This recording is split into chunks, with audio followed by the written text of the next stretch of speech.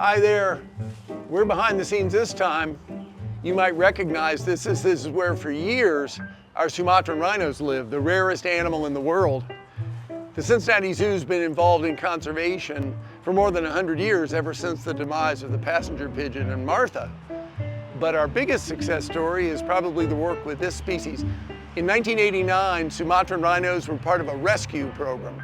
6 leading American zoos from San Diego to the Bronx brought a pair in each to try to breed them and save them and get them back into the wild, like had been successful with the California condor.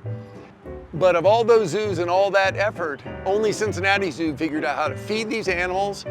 They understood their husbandry, and we came to understand their breeding cycle. The only Sumatran rhinos ever bred in captivity were bred right here in what used to be called Wildlife Canyon. And it's a great program.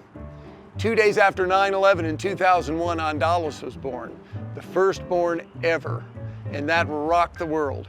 He was a huge hit while he was here, and then later we had 2 other babies born as well. But we realized over time these animals need to be where they belong, back in Indonesia.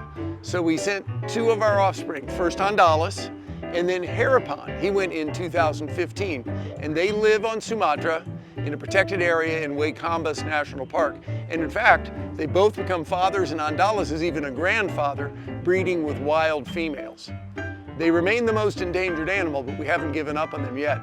Now, if you wonder what we're doing with the zoo, this now above us is the Kanga climb area you might have climbed. And of course, right next door, it's part of Rue Valley. So what was Wildlife Canyon that had camels and takins and of course, Sumatran rhinos, once they were gone, we turned it into this great new exhibit.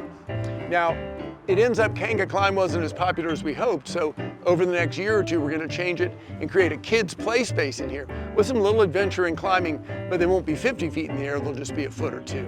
So the next time you're at the zoo, in between our new exhibits, take a peek around, because sometimes you'll see remnants of these old exhibits and wonder what was in there. If you keep watching our website, we'll tell you all about it.